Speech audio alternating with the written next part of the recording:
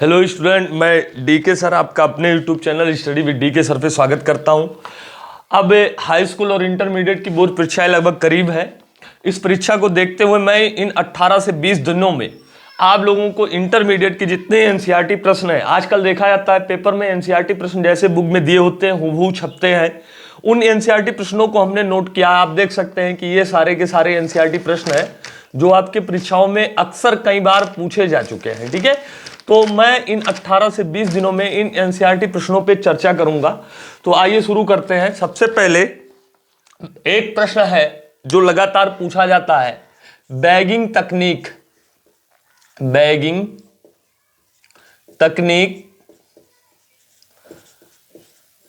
तकनीक या इसी को हम लोग और एक नाम देते हैं थैली लगाना। थैली लगाना, बैगिंग तकनीक या थैली लगाना क्या है और इसका क्या यूज है, इसका क्या उपयोग है, इसका क्या उपयोग है।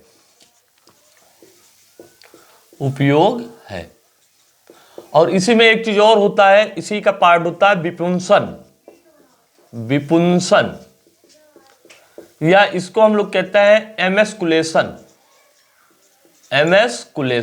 तो इन दो टॉपिकों पे हम चर्चा करेंगे। सबसे पहले बैगिंग तकनीक क्या होता है। बैगिंग तकनीक आप देख सकते हैं, जैसे मान लिया ये हमने एक फ्लावर बनाया, ठीक है, ये मान लिया एक फ्लावर है, ठीक है, और इस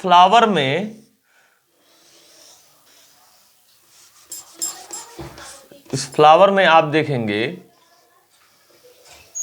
कि ये आपका हो गया कार्पल, इसके साइड से स्टेमन निकलता है।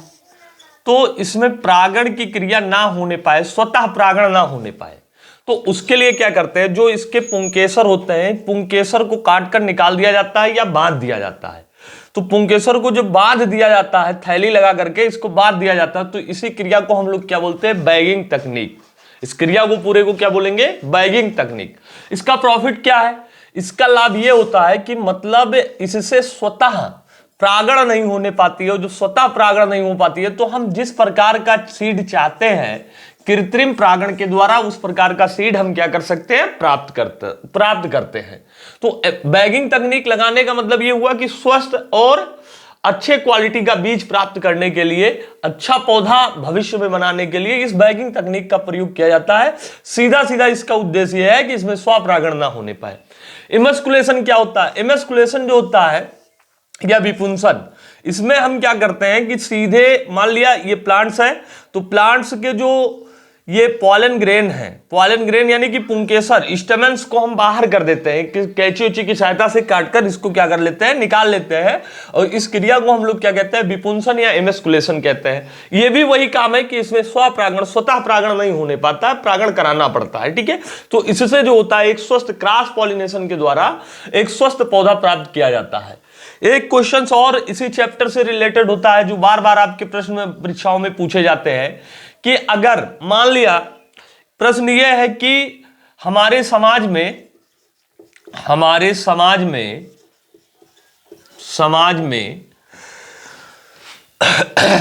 पुत्री होने पर महिलाओं को दोष दिया जाता है। महिलाओं को दोष दिया जाता है।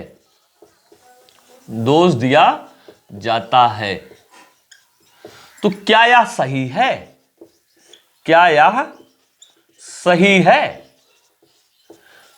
और यदि नहीं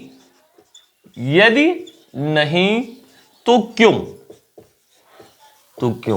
हमें पता है कि आप इस लेवल पे इसका उत्तर जानते होंगे। ये हूबहू इसी तरीके से प्रश्न छपता है कि हमारे समाज में पुत्री होने पर महिलाओं को दोष दिया जाता है, क्या यह सही है? और यदि नहीं सही है तो क्यों नहीं सही है?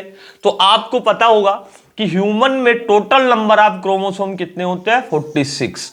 मनुष्य में गुणसूत्रों की संख्या कितनी होती है, 46 होता है।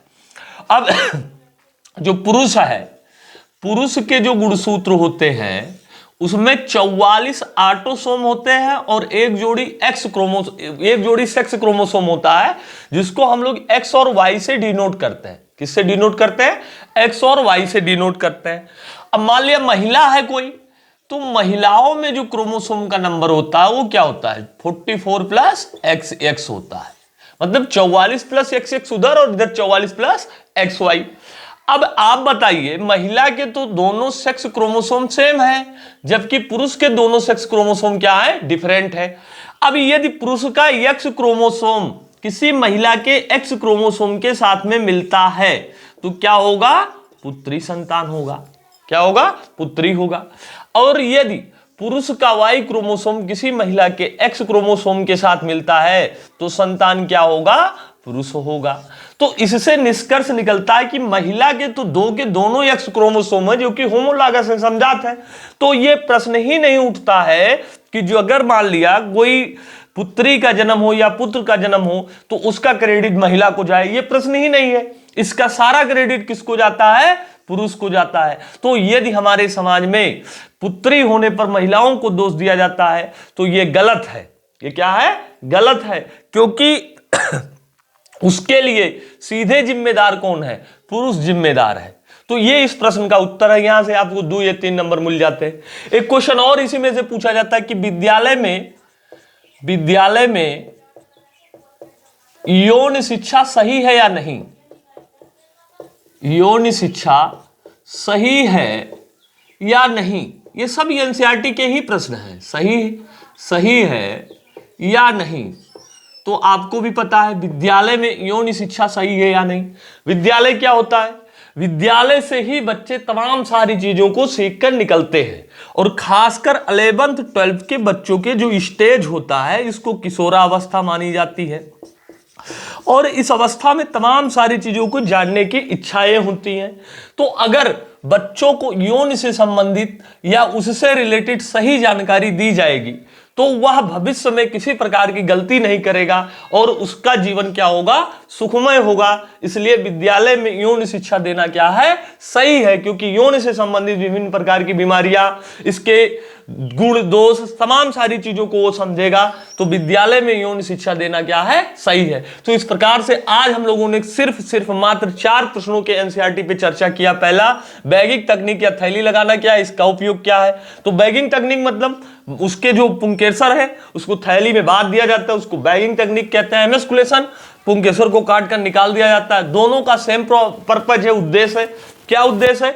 कि पौधों के अंदर मतलब किसी प्रकार का स्वतः परागण ना होने पाए और एक अच्छे क्वालिटी का बीज डेवलप करने के लिए। तीसरा प्रश्न हमने पढ़ा, हमारे समाज में पुत्री होने पर महिलाओं को दोष दिया जाता है, क्या यह सही है? यदि नहीं तो क्यों? कारण सहित हमने स्पष्ट कर दिया आपको। इसी तरीके से विद्यालय में यौन शिक्षा सही है या नहीं सही है, इसका भी उत्तर हमने बता दिया। तो इस लगातार 18 से 20 दिनों तक हमारी रेगुलर क्लासेस आएंगी और उसमें हम सिर्फ इंटरमीडिएट के जितने भी एनसीईआरटी बेसिस क्वेश्चन हैं उन सारे के सारे एनसीईआरटी बेस्ड क्वेश्चन पे चर्चा करेंगे। Thank you.